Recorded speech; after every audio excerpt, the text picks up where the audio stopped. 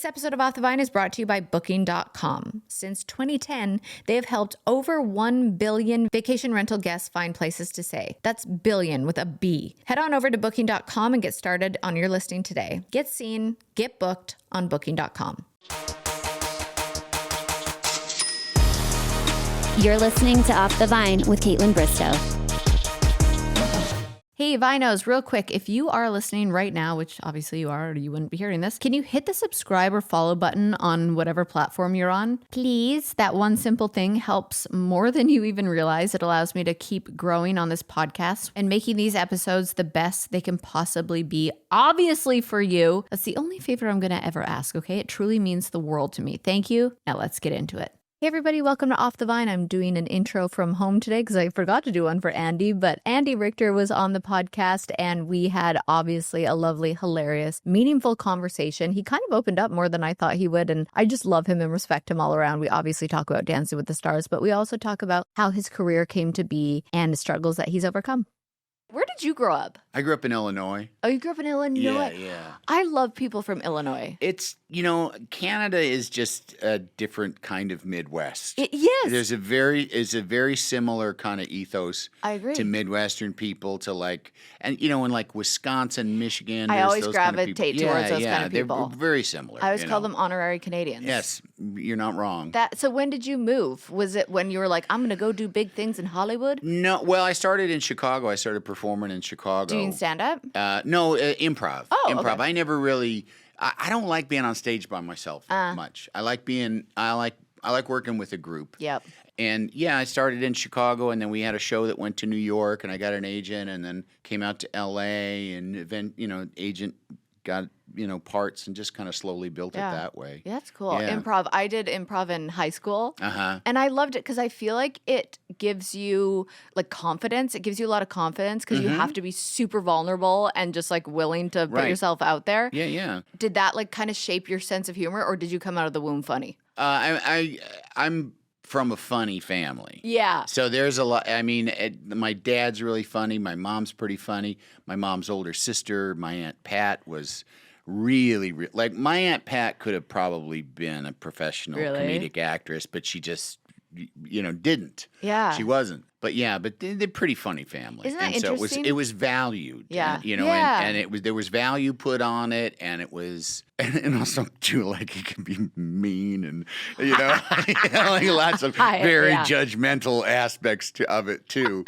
But it's delivered better when it's funny. Yeah, it's kind of bitchy can be pretty funny. And then it also was just kind of it's a skill that I have. You know? It's interesting because I think about things with generations, like musical families. A lot of music's passed down. Comedy, being funny, it's things that being athletic, it's usually in your blood. Yeah. And then we wonder why we have this generational trauma and we're like, nah, that can't be. And it's no, it's all passed down. Exactly. It's a real thing. So that was probably your first spark of you wanting to get into that world was improv? Yeah. Well, the first sparks were, being a little kid and honestly, imitating sketches from the Carol Burnett show. Yeah. After we watched the Carol Burnett show and my grandma being incapacitated with laughter, and then I got to stay up longer. So starting to realize, and also realizing making teachers laugh could be good, could also be like there's nothing that makes you feel more powerful as a child when a teacher is yelling at you and you make them laugh in the middle of it. It is just, it's I short-circuited you adulting all over me. There's a glitch. There's a glitch happening. I exerted control over you. I was the same way. Yeah.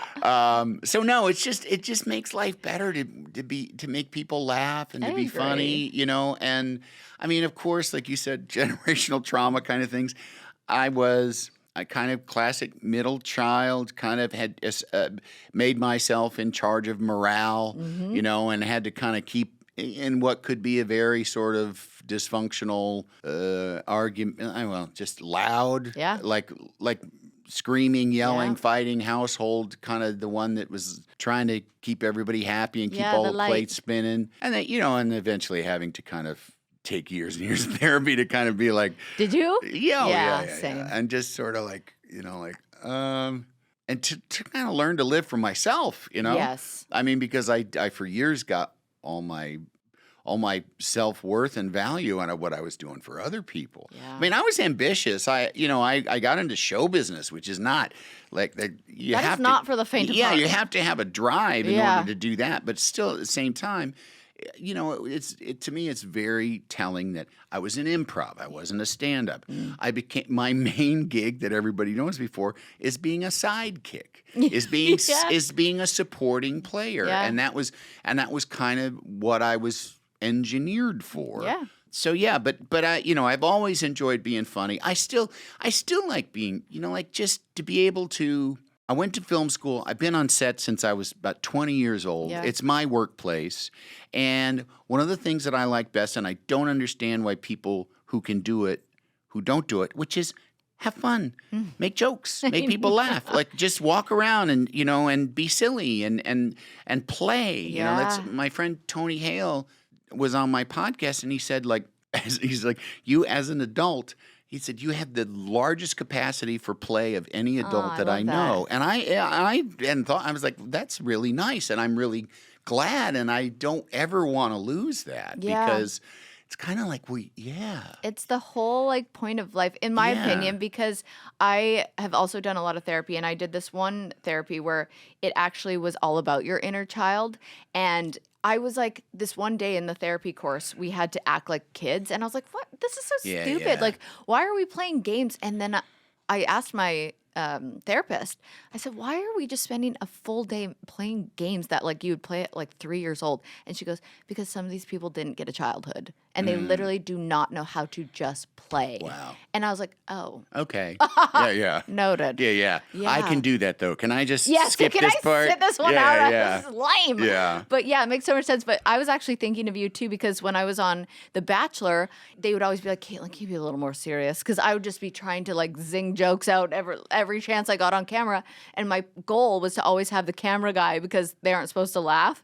And I was like, if I got him, I was like, yes. And we did that in Dancing with the Stars. Yeah. Remember, you were like, I got him. Yeah. No, that was, and I've said this a number of times, that was on the Conan show, and also too when I was on any movie or something.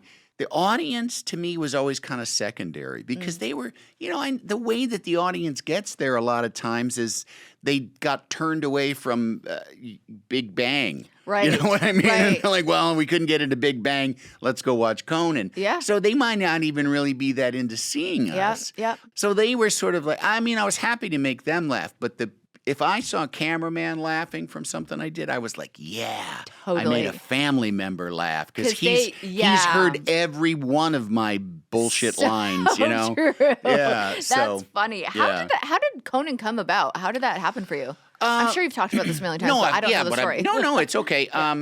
Like I said, I had been doing improv in Chicago, and there was this show that we did in Chicago that went to New York and LA, so that kind of got me out of Chicago and met other people. While I was in New York, a couple of friends of mine got on SNL, and I met this guy, Robert Smigel, who's a writer at SNL, and we became friends. When I then went out to LA to do a show, he came out in the summertime when he was off SNL. We hung out again. And then I was in LA and I had made the movie Cabin Boy, which is my first kind of substantive job. Yeah. I had like a little one-liner kind of parts and things. And I was in LA and I decided, okay, I'm going to live in LA now because I got a part in a movie. And Robert called me out of the blue. And I was like kicking around because I didn't make much money on that. And I was like I was starting to look for jobs, for just regular jobs. And Robert called me, and he had been a writer on SNL with Conan, had done a live show with him in Chicago because there was a writer strike. So they went to Chicago and did this live show with Bob Odenkirk and a few other people. And he said, this guy that's replacing Letterman, Conan, he's a friend of mine, and I'm going to be the head writer on the show. And would you submit a writing sample for it? And I said, yeah. I said, but I was like, I want to perform. He said, yeah, there's going to be room for performers. And most of the writers that were on that show were also performers, and probably performers first, I would say. Really? So I said, sure, and I wrote up a packet of stuff. And before I even wrote the packet, too, I met with Conan. He said, well, you guys should meet. So we met here in L.A. at Junior's Deli, which I don't think is there anymore, on Westwood Boulevard, and immediately hit it off. Just like instantaneous immediately, chemistry. we're just the same kind of stupid, basically. And we're making each other giggle. And so Robert told me that Conan got on the phone with him afterward and said, hire him. And Robert said, let's see what he writes first. He said, I don't care what he writes, just hire him. So that was pretty nice. But I wrote it, I got a decent enough packet that I made the cut, and I was the first writer hired on Late Night with Conan O'Brien. So it was me, Conan, Robert, their 2 assistants, one person that was the booker, the executive producer, a receptionist, and I think 2 PAs. Yeah. So we were on this floor.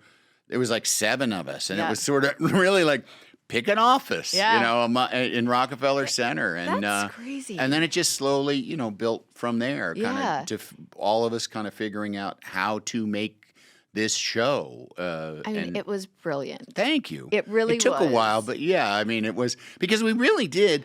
Conan and Robert had experience, but it was on SNL. It wasn't. Yeah. And we all grew up with David Letterman as a guiding light, a very formative influence on all of us. Everybody of my age that was serious about being funny probably has David Letterman as one of their most formative influences. Yeah. So we knew we wanted to, we kind of knew how these shows ran, but we also were working in reaction to him, especially because we were replacing him. Right. And there was plenty of ideas we would come up with that we'd go, it's kind of Letterman-y. Yeah. It's a good idea, and I can see it, but it'd be hard to make it not Letterman-y. Yeah. So we were kind of living in reaction to that, but it did take us a long time to figure out. And any show, it takes a while to figure out what the identity of it is. Especially when you're replacing something that people are so used to and that they've lived in their home with every night, and that's who they want to go to bed with. Yeah.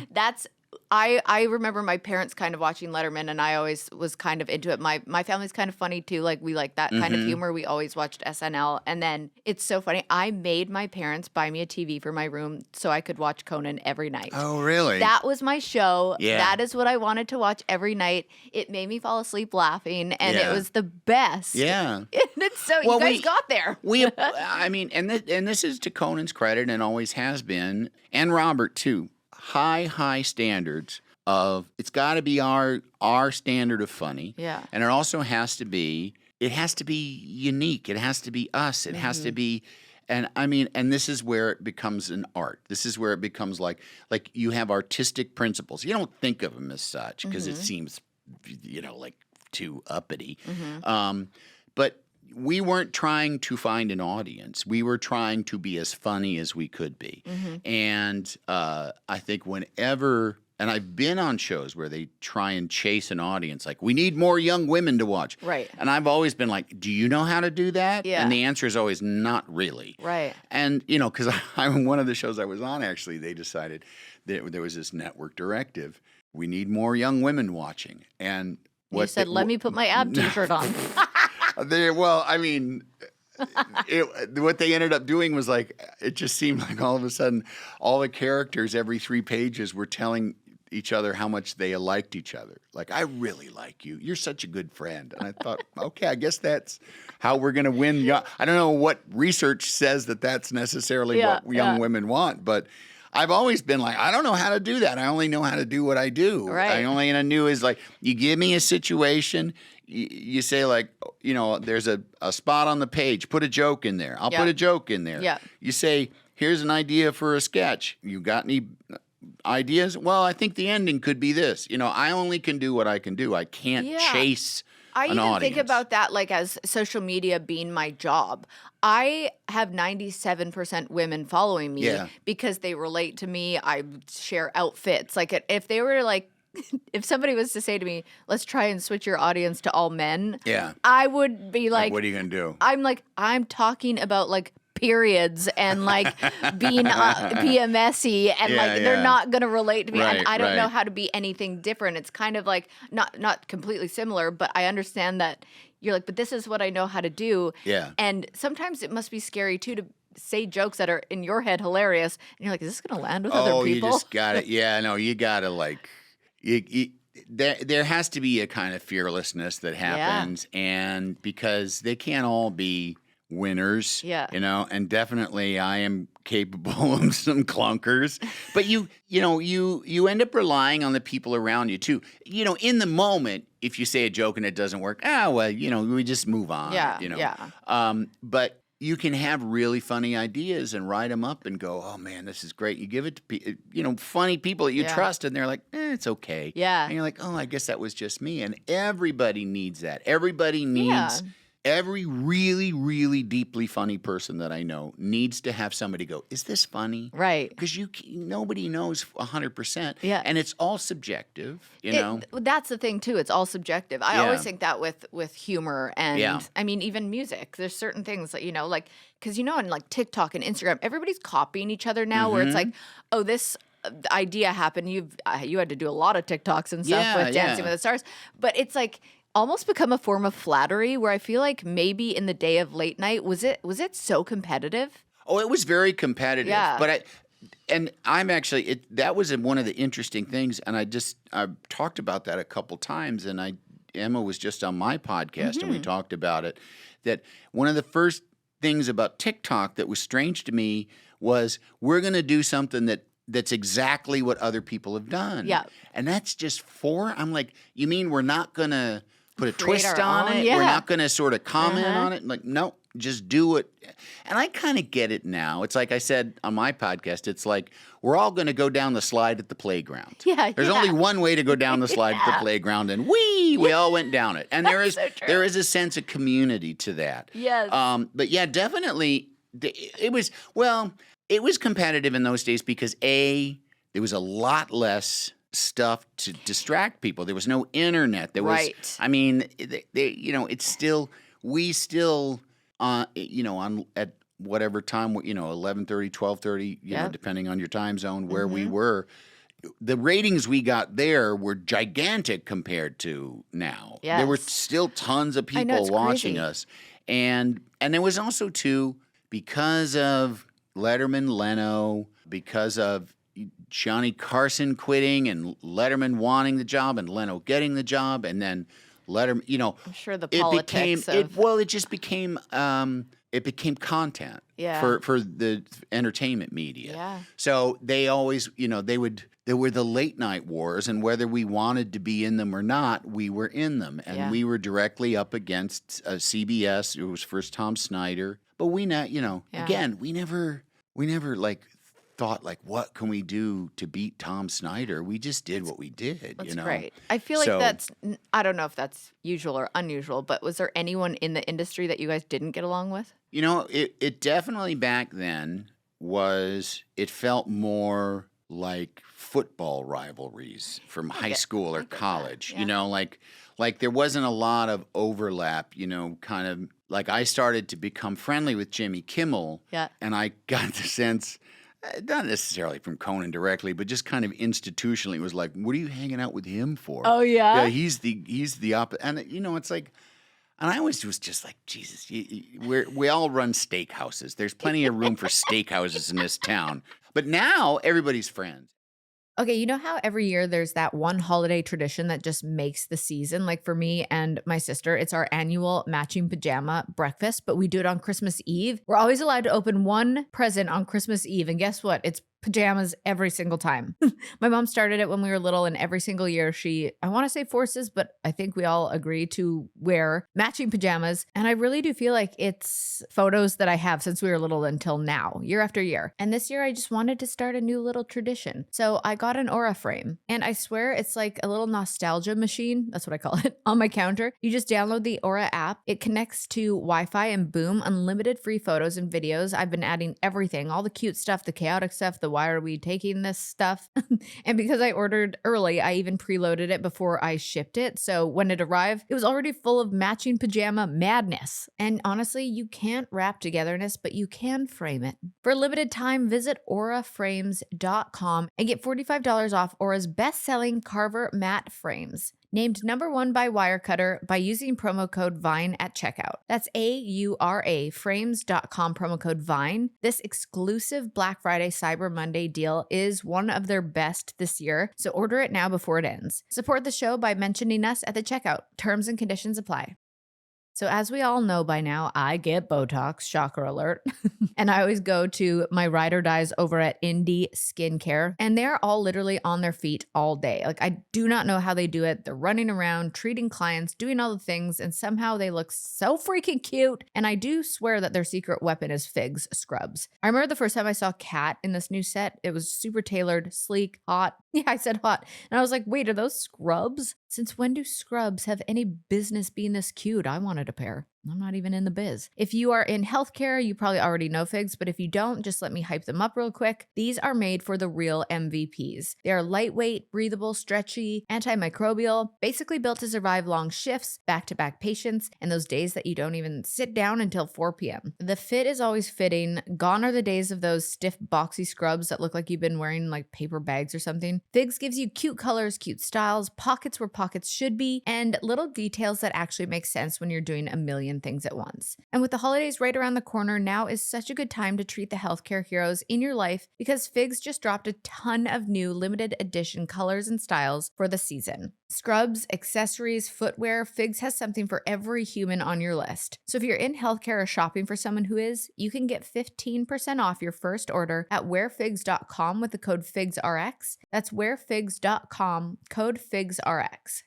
Every time I go visit the best friend that I was just with in Calgary, I always go around the end of November, and we always watch Christmas movies. I completely forgot you were in Elf. Yes. I'm not hugely in Elf. But yeah. The fact that Elf is one of my favorite Christmas movies of all time. I think it's a lot of people's, and the kids wanted to watch Elf, so I was like, yes, it's my favorite.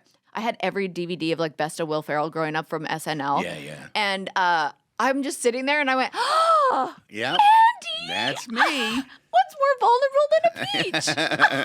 It's funny because last Thanksgiving we were in Illinois at my sister's house. Yeah. And my 5-year-old was downstairs. Well, she was 4 then, and she was down in the basement, like classic Midwestern house. That's where the big TV with all the kids are. I can picture it. In the basement. And they were watching Elf, and she came running upstairs to tell me, "Daddy, you're in this movie." like it was something. It must be something that happens. Like it was something that happened that I didn't know about. Like, what? I am. I was like, yeah, I know, honey. That is crazy. I just, because I had just danced with you for the full week, and then I decided to put on Elf, one of my favorite movies, and I completely had forgotten. I just people do forget that, and it is kind of outside of Conan. That is the most sort of, I guess, culturally impactful thing that I've done. Although now probably Dancing with the Stars. Oh, Dancing with the Stars probably is definitely gone past that. Definitely. Did you ever do Family Guy voiceovers? I know you did American Dad. No, I don't think I ever did anything on Family Guy. I think I've just done American Dad. That's like my biggest dream. I want to be a voice on Family Guy. I, again, had every DVD. Yeah. I know every episode. I know every line. You could be like, oh, this part, and I'm like my best friend gets annoyed. She goes, "You don't need to quote Family Guy every day." And I'm like, "But I do." Okay, it's in there. You gotta get it out. Well, and it's hilarious. If I just don't say from Family Guy, I could actually sound really funny and just use those lines on my own. But it's good that you're honest. I'm very honest. Yeah. But I do think you made such an impact. I've been watching Dancing with the Stars since 2002, whenever it started. Yeah. And I just love the show so much. I was so honored to be a part of it. And there's few people that really make an impact in the way that you did, because you see people really grow as a dancer, or you see the people that are really good, or they're really famous, or like something. But the People's Princess. Did you know it's National Princess Day today? I did not. It's your day. Did not. Well, it's your day. I would have dressed fancier. I would have put on socks. Yeah. It was such a pleasure to watch you on that show. And I mean, you obviously created Fandies, which is so crazy. Like, I've probably asked you this when we were just dancing, but did you ever think this was, how did you even say yes to the show? No. I said yes because I got an email and they said, "Do you want to do this?" And I've talked about this. My initial reaction was, "No, I don't." Right. And then 2 seconds later, literally, less than a minute later, I'm like, I have to do this. Yeah. And not I have to do this. I mean, there's all kinds of like very sensible grown-up reasons to do it, which are it's one of the biggest shows on TV. Yes. And I have, and the last few years have been rough for me. Yeah. I mean, I still make a nice living. Yeah. But it's not what it was. Right. And I got used to being on having a steady income for 11 years on a show that kept me in one place, and I got to see my kids grow up. And they're 24 and 20 now, and I was there for them. I was home for dinner every night, which to make a living in show business and be home for dinner every night is really unheard of. Yeah. So I enjoyed a lot of success. But there was the side note of that I kind of was off on an island, and I think I kind of it's not that I was forgotten, but people just saw me as the guy on Conan. Right. So when the Conan show ended, and it hasn't been the best of atmospheres either, with strikes and and different COVID impacting things. A lot. And there just has not, show business has been very weak. Yeah. It hasn't, and so it's been a slow couple of years. And and it's the frustratingly, show business is also really stupid. It's like it's IQ, there's a lot of real brilliance in it, but the general IQ of show business is like 12. Because well, first of all, after COVID now it's now because it's cheap, you self-tape. Yeah. You don't go in to audition for things. Yeah, everything's changed. Which is just, to me, I'll drive an hour to your, but let me come in, so if I'm doing something wrong, you can tell me and I can fix it right now, as opposed to recording myself doing 4 takes, which is a pain in the ass anyway. Yeah. And then I'm doing it wrong and you just say no. Yeah. And also you can't get it. There's a certain level of hey, I'm good to work with for 12 hours a day. Look how much fun I've been while I've been here in your office. There is something so energetically different when you're in person. Yes. Yeah. So I would send in self-tapes, and I would hear back from the casting person, he is a really good actor. And it's like, I know. Bastard, that's what I've been doing. That's what I started doing. The Conan thing was a side road.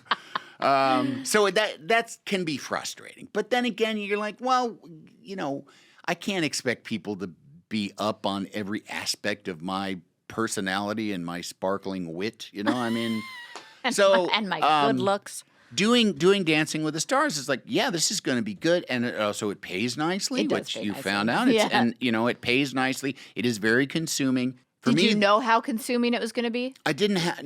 It's on paper, but you don't know until it happens. And I also have friends that were on it, like Kate Flannery is a dear friend of mine. I love her, and she let me know it's a grind. Yeah, she's like, I hope that your wife will is going to get used to not seeing you. Yeah. And not having you be able to do stuff. Mm-hmm. Including walk. You won't be able to walk. Yes, that too. Yeah.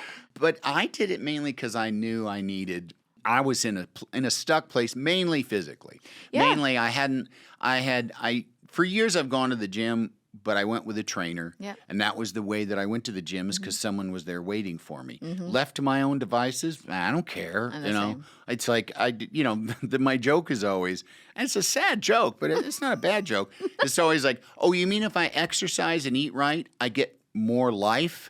This thing I'm ambivalent about, I get more of this? Of this, what do I, okay, fine. Yeah, okay. Yeah. It's I get more of the sort of what I feel like the equivalent of waiting in a dentist's office, It's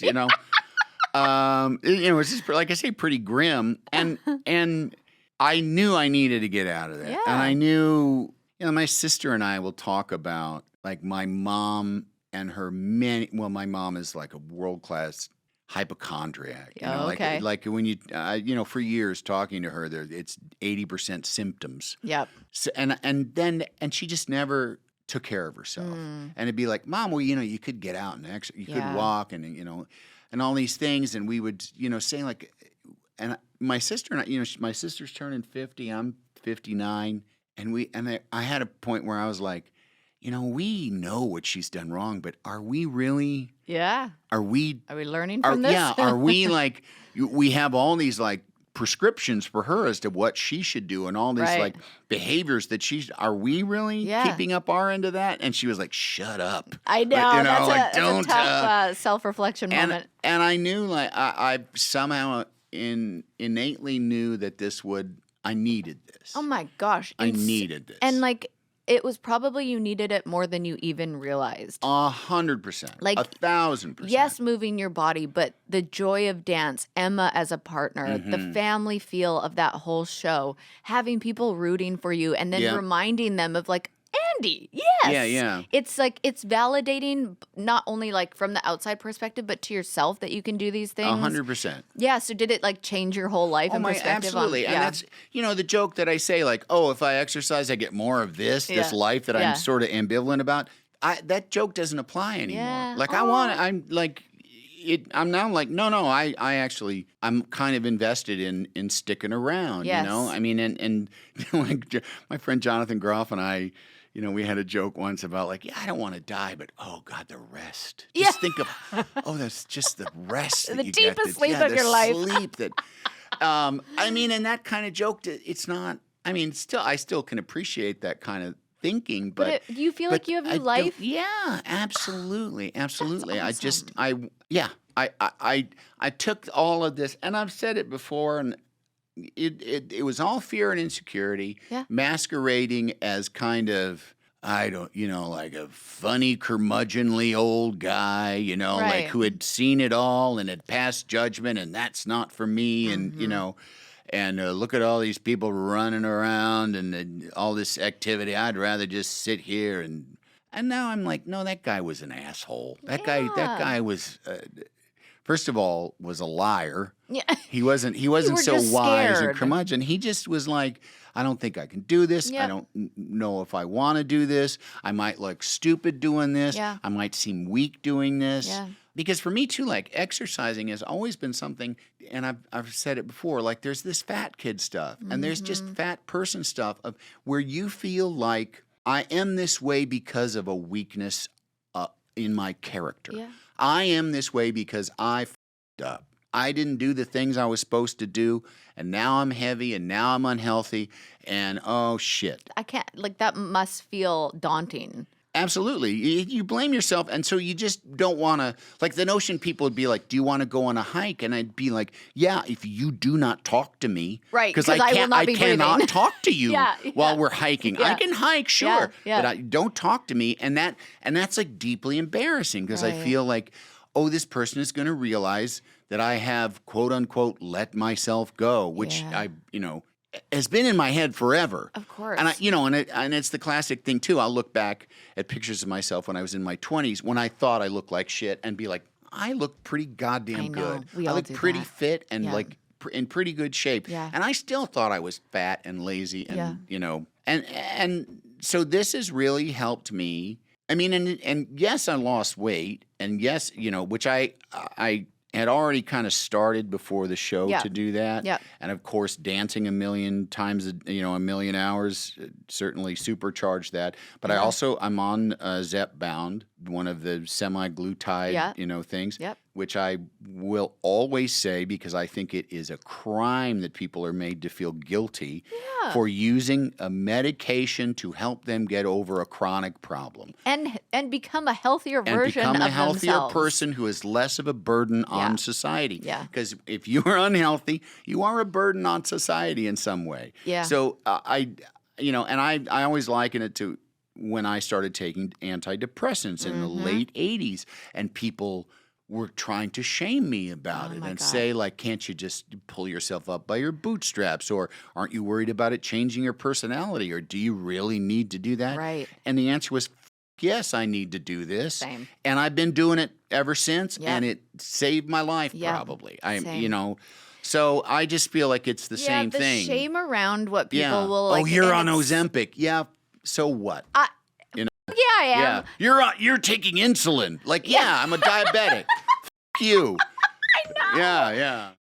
Scent the season with Pura. Take up to 30% off site-wide during Pura's Black Friday sale, the biggest sale of the year, for a limited time only. Shop premium, long-lasting single fragrances, curated gift sets for everyone on your list, and sleek, modern diffusers for home and car, all at exclusive discounts. Head to Pura.com to unwrap the savings and upgrade your space just in time for the holidays. Okay, so I've had my fair share of international travel fails. One sticks out. I was heading back to Canada to see family, landed, and no internet, like nothing, and definitely no way to scroll while waiting in line at customs, even though I'm not sure you're supposed to do that. Anyways, I was basically lost, disconnected, and it was the worst. Here's the thing, this wouldn't have happened if I had packed the internet with Airalo. Your phone probably already supports eSIMs, and that's where Airalo comes in. Before you leave, you just download the app, pick your destination eSIM, choose your plan length and data amount, install it, and boom, you're connected the second you land. So no sketchy public Wi-Fi, no surprise roaming fees, no kiosks in the airport that feel like a trap. You just pay for the data that you need, and then you can top it up anytime. So whether it's streaming playlists, scrolling, texting, navigating, or video calling home, Airalo keeps you connected without your phone bill exploding. They work in over 200 destinations and are trusted by more than 20 million travelers. And honestly, I just wish I knew about them sooner. So do what I do. And if you've got an international trip coming up, download the Airalo app now or visit airalo.com. That's AIRALO.com and use code VINE for 15% off your first eSIM. Terms apply.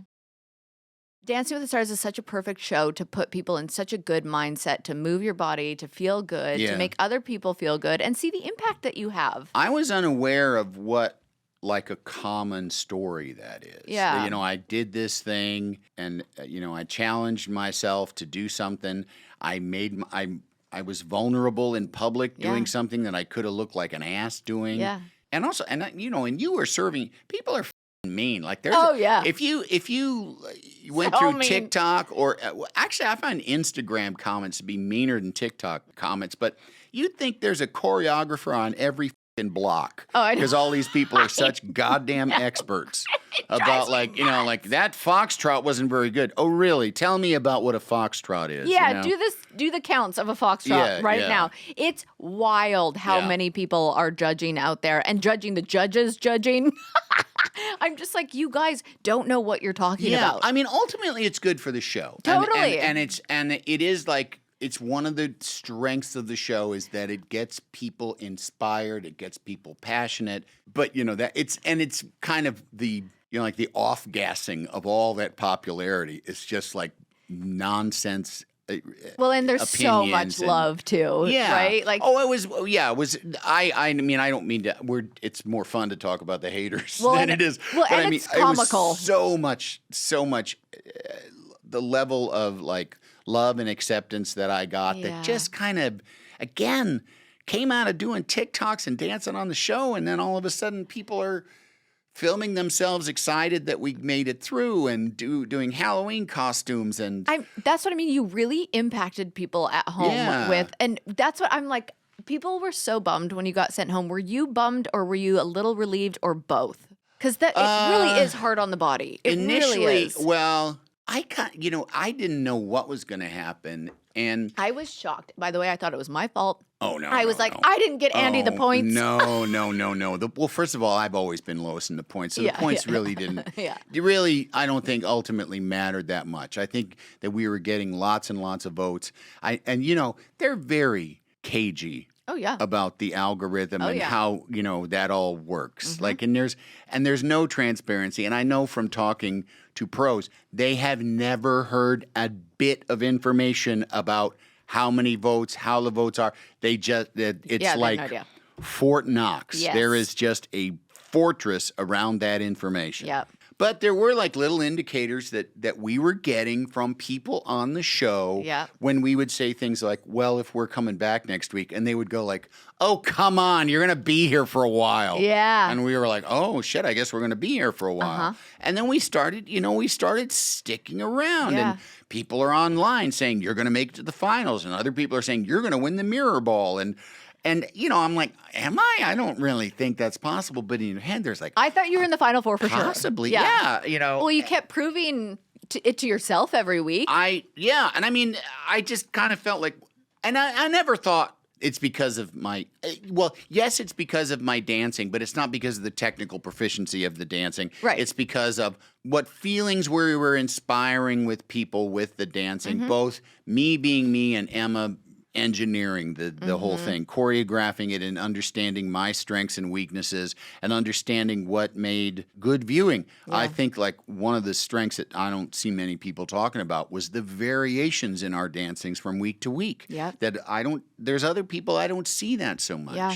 There's kind of smoldering sexy, and you get smoldering sexy every week. Yes. Of whatever the version is. And ours was kind of like 1 week's kind of funny, 1 week kind of cute, 1 week's, a heartbreaker. Yeah. And she did that. She gave lots of different Emma's colors brilliant. for us to display. And I think that's part of what the joy was watching you, though, is it's like we got to see so many different sides of you. And I told you this, but I'll say it again. And I've said it on my podcast, but watching you pick up the waltz the way you did, I was like, dude knows what he's doing. I love the waltz. The waltz was really, truly the most fun because, like I've said, you grab onto each other and spin around the room, and it's just fun. It's just plain old fun.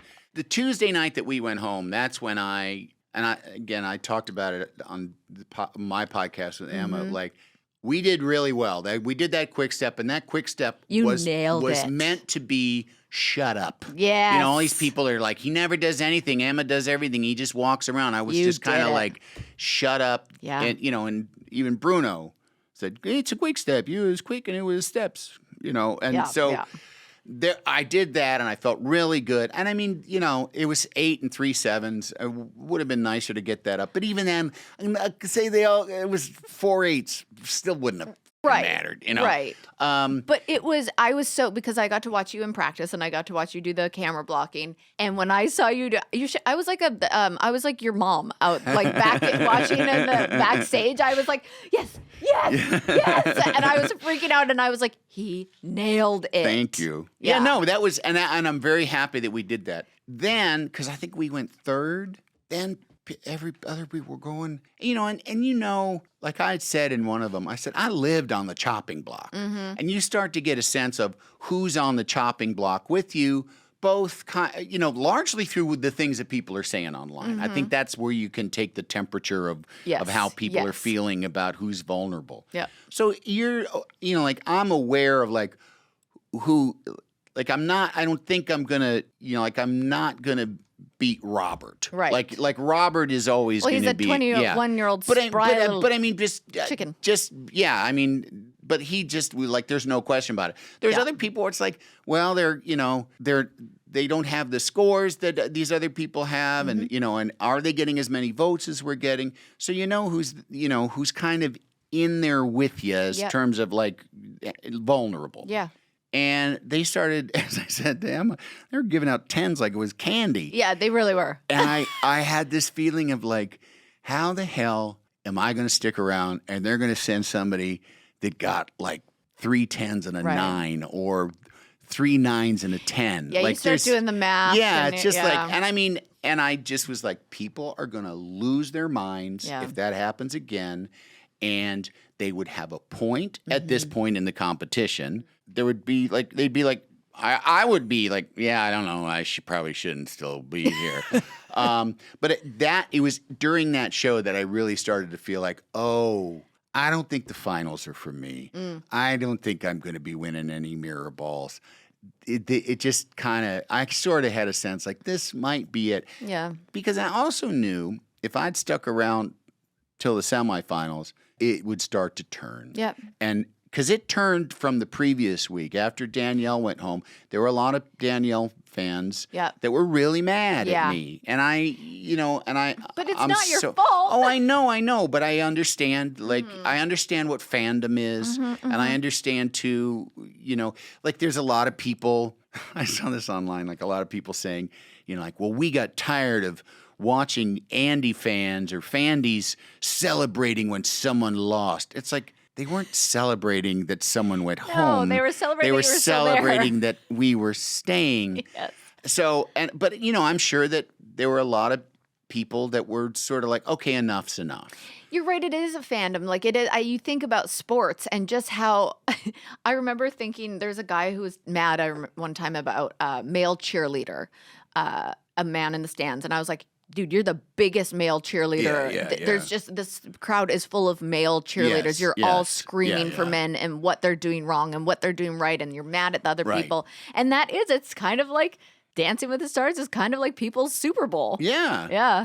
No, they're very passionate about it. And I mean, and there's people pissed that I'm not there anymore. Oh, yeah. There's people, Me. but there's people like I'm not going to vote, like I'm not going to watch. Wow. I see that, which I don't want. I don't want that. Right. I love this show. And that was when people, there were comments that nothing like made me stay up late at night. Yeah, you're not losing sleep over anyone. Yeah. But I mean, there's just annoying shit. Like, they're like, all these new people are ruining my show, which honey, the show's never been stronger. So I don't think the proof is in the pudding. I think the show's doing fine. Yeah. And then the other thing that I would feel is like your show, I've now put in more time on this show than you have. Yes. It's my show. Yes.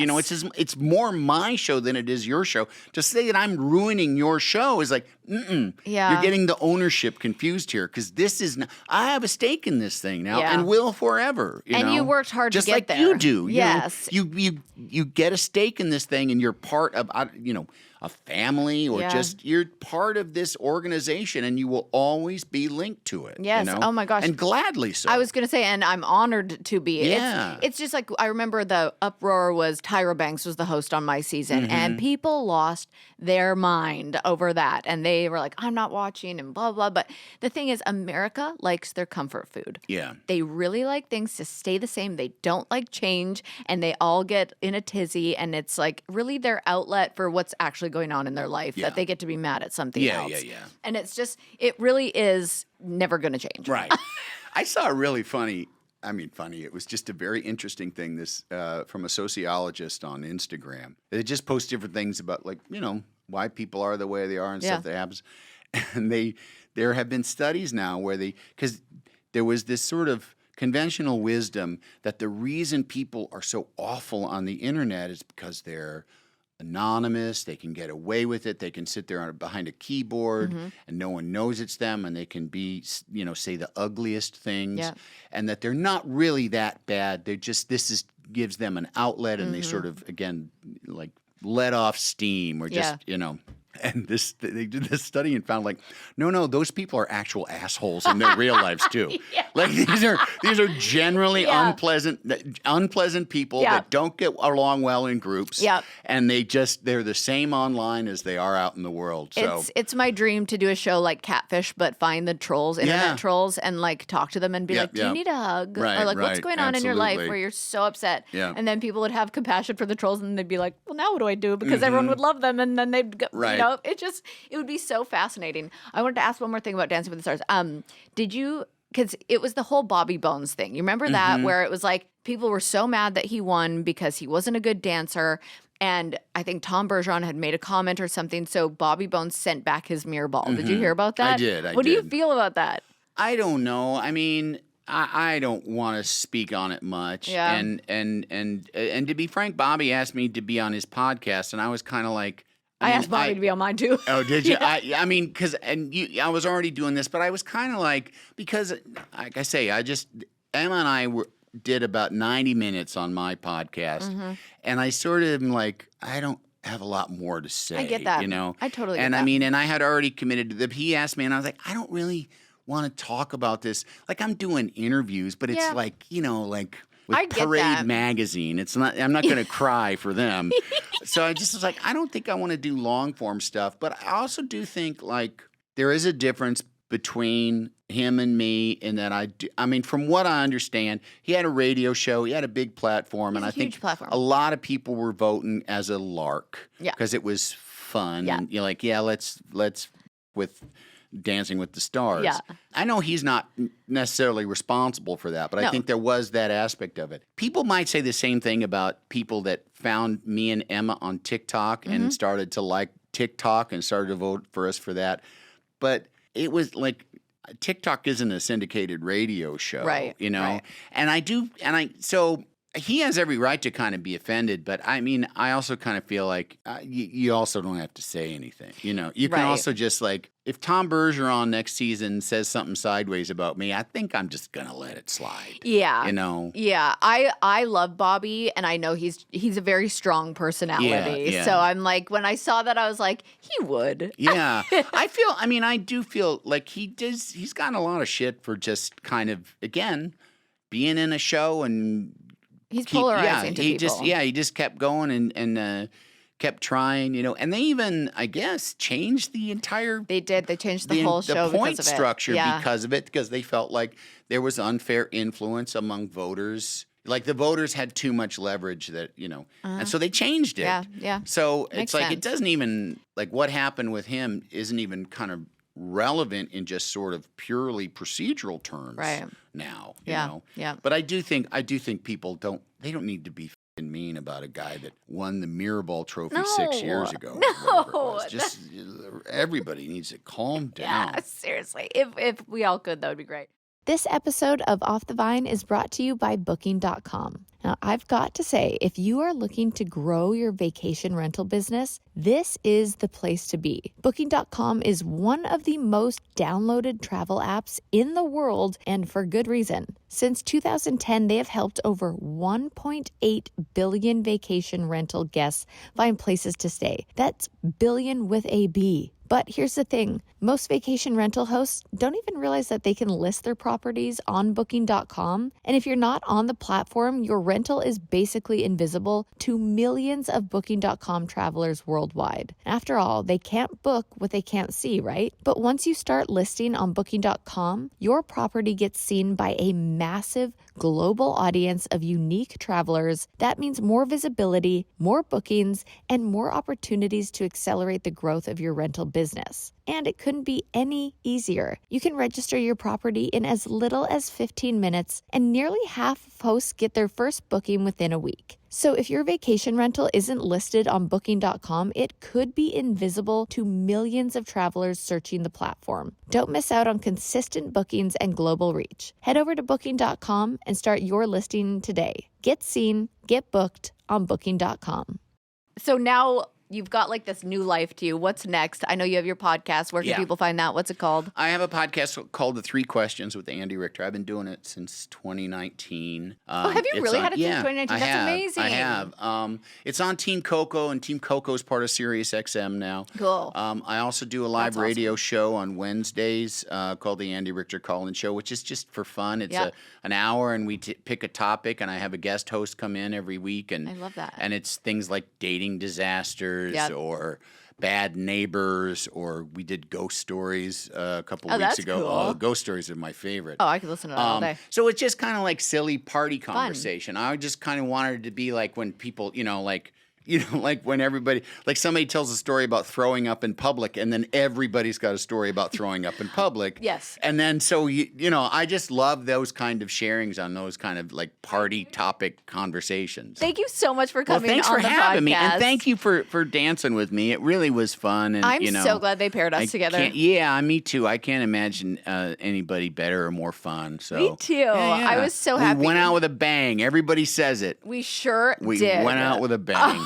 Yeah. I can't tell you how I never know when I go on TV again. I never know if people are going to decide they love me or hate me. Yeah. And people, because I was with you, everyone was like, "This is the perfect pairing," and they loved it. And I had the best time dancing with you, and we nailed it. We did. I think really we did really well. I think we deserved the points, but whatever. What are you gonna do? Oh, what are you gonna do? I've seen that online too. People are like, I think they should have gotten it. Yeah, okay. God, I agree. Screw Yeah. you, Dylan. Just kidding. Yeah. Well, thank you again, and tell everybody what are you doing TikTok still? Are we? We're doing. Yeah, we've done a couple, Okay, and what's your we've TikTok? gone back and forth. Andy Richter TikTok. Perfect. Is my TikTok, and my Instagram is Richter, Andy. Love it. Because there is some real Andy Richter out there who won't let it. He go. won't let it go.